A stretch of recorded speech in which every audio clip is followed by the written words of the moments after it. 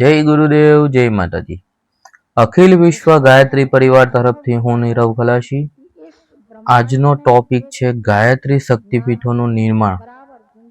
પહેલો ટોપિક, આદિ ગુરુ શંકરાચાર્યજીએ બૌદ્ધ ધર્મમાં આવેલી વિકૃતિઓના પ્રભાવથી સમાજને મુક્તિ અપાવવા માટે દેશના ચારો ખૂણે 4 મઠોની સ્થાપના કરી હતી।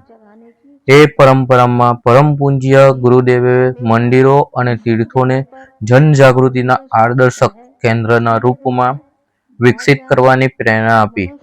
એવા જાગૃત કેન્દ્રોના રૂપમાં તેમણે દેશ વિદેશમાં ગાયત્રી શક્તિપીઠોના નિર્માણ કરાવ્યા। શરૂઆતમાં દેશમાં 24 પ્રસિદ્ધ તીર્થ ક્ષેત્રોમાં ગાયત્રી શક્તિપીઠોના નિર્માણની ઘોષણા કરવામાં આવી હતી। આજે લોક આસ્થાના પ્રભાવથી સમગ્ર દેશમાં 5000થી પણ વધારે ગાયત્રી શક્તિપીઠો, પ્રજ્ઞાપીઠો, ગાયત્રી ચેતના કેન્દ્રો વિનિર્મિત થયા છે।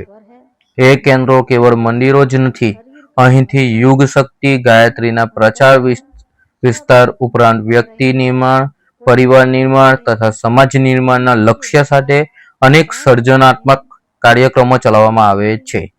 બીજો ટોપિક છે રાષ્ટ્રીય એકતા સંમેલનનું આયોજનો। ઈસવીસન 1984માં પરમ પૂજ્ય ગુરુદેવે સમગ્ર દેશમાં રાષ્ટ્રીય એકતા સંમેલનોનું આયોજન કર્યા।